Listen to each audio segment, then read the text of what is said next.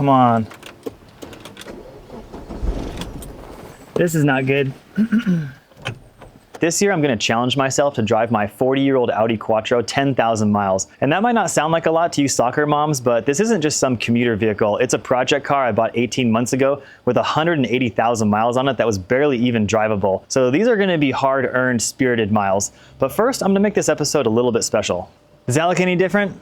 I'm gonna try to shoot this entire episode on my red Komodo, which is gonna make it look really nice, but it's also gonna be a pain in the butt. This camera uses up a lot more batteries. It's a lot heavier, cumbersome. It takes a lot longer to turn on than my Pocket 3. So it's definitely gonna be a little bit of an effort, but I think it'll be worth it in the long run. Tomorrow morning, I'm gonna get up early. I'm gonna drive to Cape Flattery, which is about 350 miles away. It's the furthest western point that you can drive to in the continental United States. So wish me luck. It's 5:30 in the morning. And figured I'd get an early start, get my first waypoint dialed in here on the map.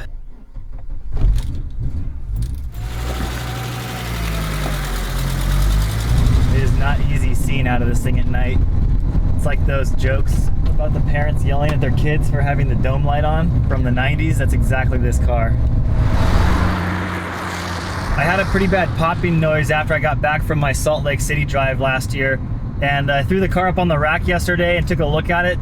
Couldn't figure it out at first, but it was actually a loose crown nut is all it was. So after tightening that up, I could tell right away after driving the car almost, a quarter mile that it was fixed. So that makes me happy.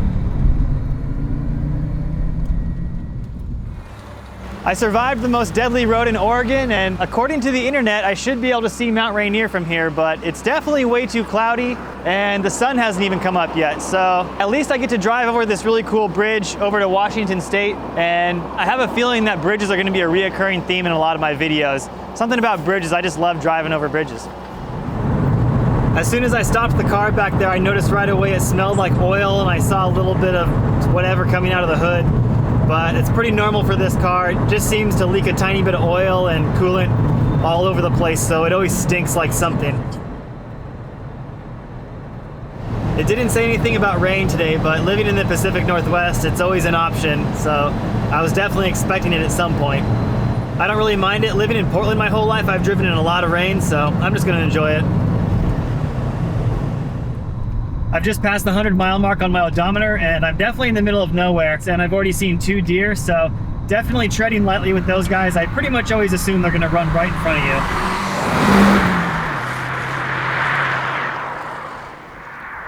The voltage on my reader here is getting pretty low, so there's a chance I might have chucked the alternator belt. It's definitely happened before on this car 3 or 4 times. Hopefully it's not completely gone, and maybe it's just slipping because of the rain. Maybe put the car on the jump box for a sec. All right, well, the good news is that the belt's still there. That's gonna save me a lot of time. I'm assuming the alternator has probably just moved slightly. Unfortunately, I forgot my hammer, but I'm gonna see if I can maybe just hit it with a screwdriver or something heavy and push the alternator back, because it seems like no matter how tight I get it, it never really stays in place. Should have brought a towel to kneel on. All right, got my baby toolbox out. Where's my 13?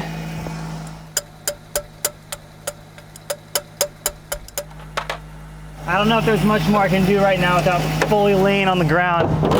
I've already got some mud on my white sweater. It's definitely still a little loose. It's not an optimal situation because the pulley on the alternator's messed up. Hopefully it'll hold. The fans are at full blast right now, and it's only down at 10, so that's good. Maybe when I get somewhere that has a paved parking lot or something, I can actually lay on the ground.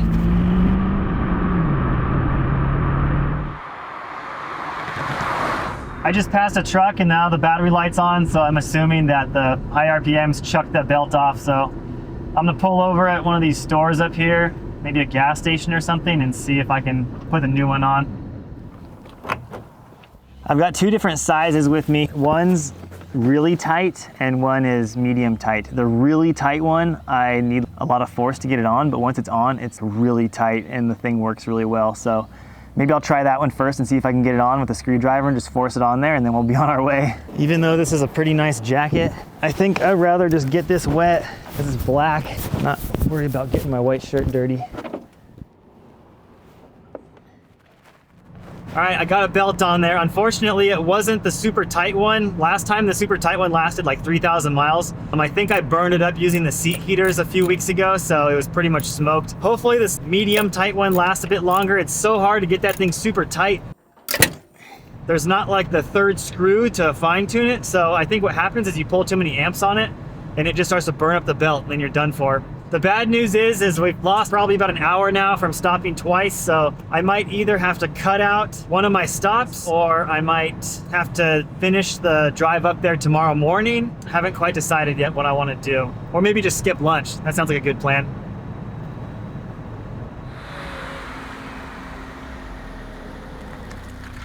I told myself no more gravel for a little while after how beat up the car got going to Salt Lake City, but this isn't too bad. I think it's only about a quarter mile. I'm trying to be pretty quiet because this is a cemetery for the Japanese men who died in the timber mill over here. This is pretty cool. People have left flowers and some coins. There's some bottles of sake out. Who knew this was out here? Very interesting.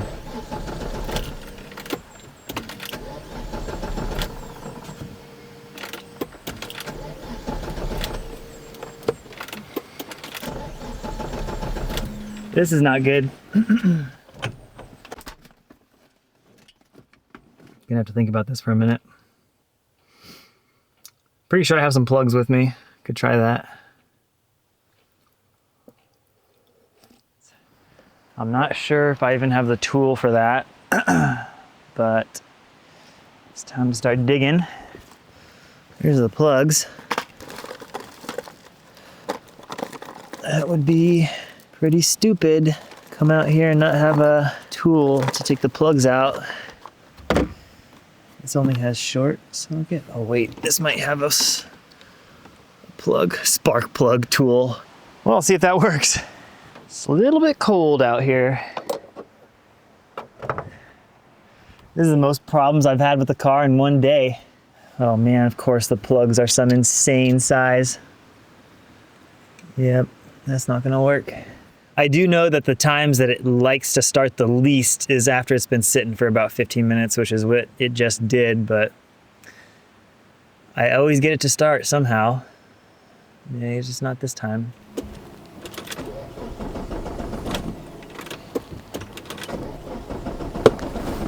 Come on.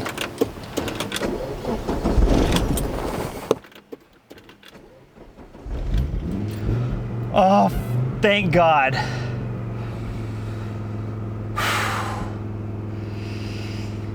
Getting a little nervous there.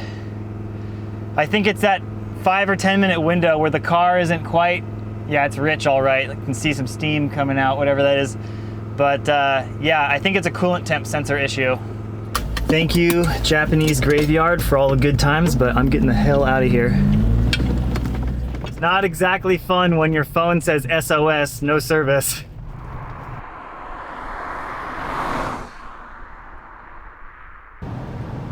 Somebody took the stereo out of this car, and I was thinking about putting a new one back in it, but I don't think it needs one.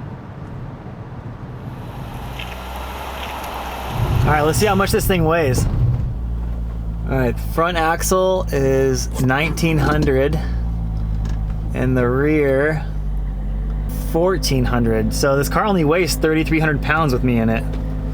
Not bad.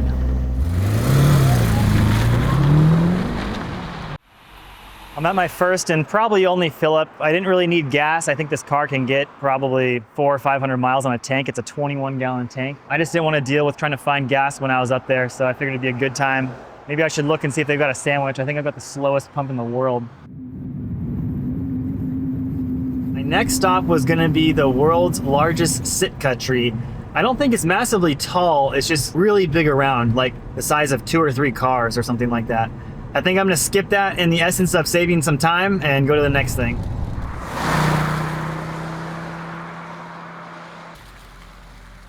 Gnomeville's pretty cool, I guess. I think this is around the area where I'm staying tonight, so we'll see. The car's going pretty good. The alternator belt seems to be holding. I'm still a little bit nervous about it. The battery voltage doesn't seem great. I think we only got 1 more hour left to go, and then we'll be there. Better get on the road.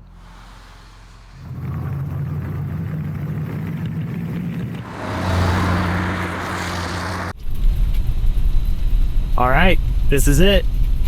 The road just ended. Can't drive any farther than this.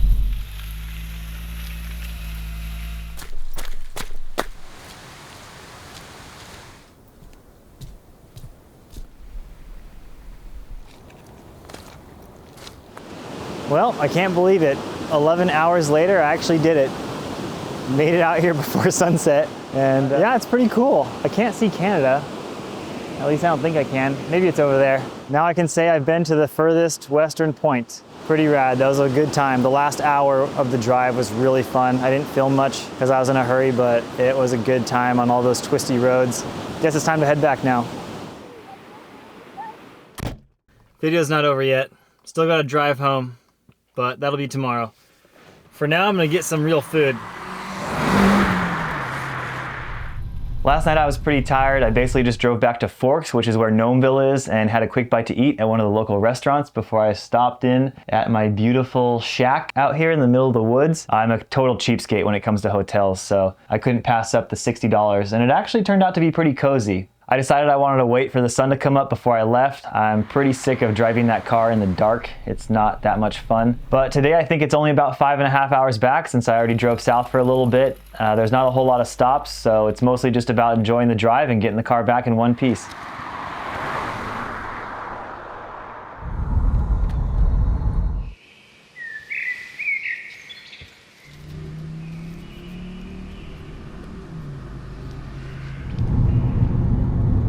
I decided to stop for a sec. I've got some wireless tire pressure monitors that tell me the readout of each tire, which is pretty cool. And the front tire seems like it's a bit lower than the others. I think it might have always been like that, but once it got to like 4 or 5 PSI less, I figured I should probably equalize it. Hopefully I haven't cracked anything on the wheel. I hit some pretty hard bumps, like dash shaking bumps. That would really suck if I cracked the wheel and it's leaking pressure, but I'm gonna use this little pump that I've got. It works pretty well to pump the tire up, and yeah, we'll be on our way in no time.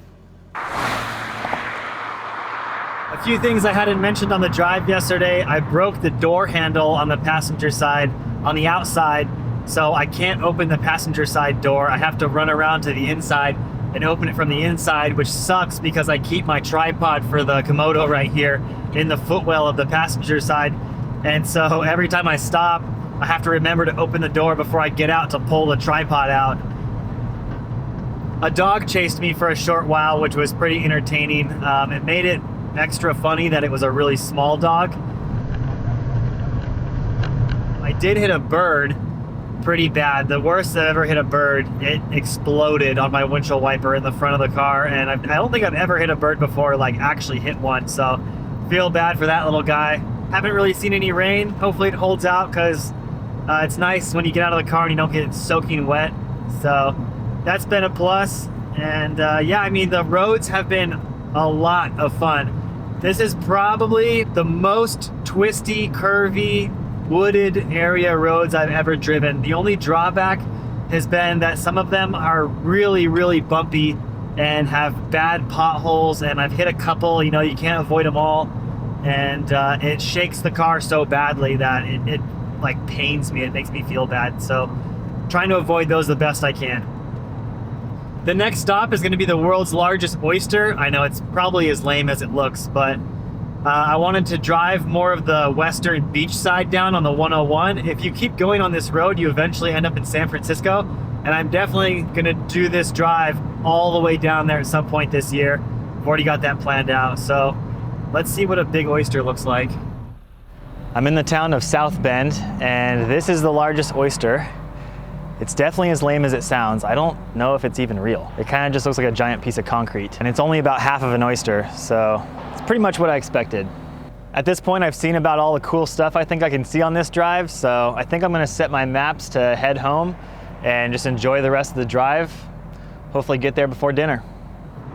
I don't know what it is about just jumping in your car and driving somewhere you've never been before that I like so much. It's maybe some kind of caveman thing that is deeply rooted inside of me to experience new things, but something about this shared time with this mechanical object that I've purchased and I've worked on, I've fixed all these things. I know so much about it now. When I first got it, it was so confusing and new, I didn't even know where to start, and I even regretted buying it at first. But now I love this thing, and I hope it takes me thousands of more miles. One last bridge for this drive, and it's an epic one. This is the Astoria Bridge, and it connects Oregon and Washington.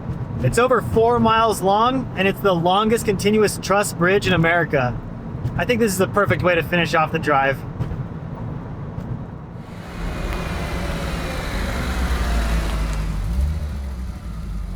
727 miles total, and the Quattro did a damn fine job at it. All except for that alternator belt, but it's not really a big deal. I kind of knew it was gonna go. That one actually went the farthest I've had on any of those belts. It was about 2,500 miles on that one, but I need to fix that alternator, get a new one probably, and make a little tensioner stay so that I can actually have the correct amount of tension on that belt. Something definitely happened to that alternator. I think the previous owner hit something, because there's also a pretty new oil cooler down there, so that leads me to believe something went on. But yeah, very happy with the Quattro. I think the plan for the next drive is going to be Victoria, Canada, which is pretty far. It's probably going to be about a 4 or 5 day trip, and I want to make sure that this thing is really squared away. So I plan on taking the motor out and doing the clutch and changing a lot of sensors and fixing some wiring and all the gaskets that are on the car so that it's not leaking anymore, it's not overheating hopefully, and hopefully it's just a lot more reliable and starts a heck of a lot easier, because that was pretty scary when the car wouldn't start and I was in the middle of nowhere with no cell service. I love how dirty this thing got. It's really a statement of everything that it went through. I know a lot of people probably wouldn't put a lot of miles on their Quattro, but mine's a little bit different. I'm here to enjoy it, so wish me luck on getting all those parts done on it, and hopefully this thing is fresh here at the end of spring, or hopefully sooner. But don't forget to check your polarizer.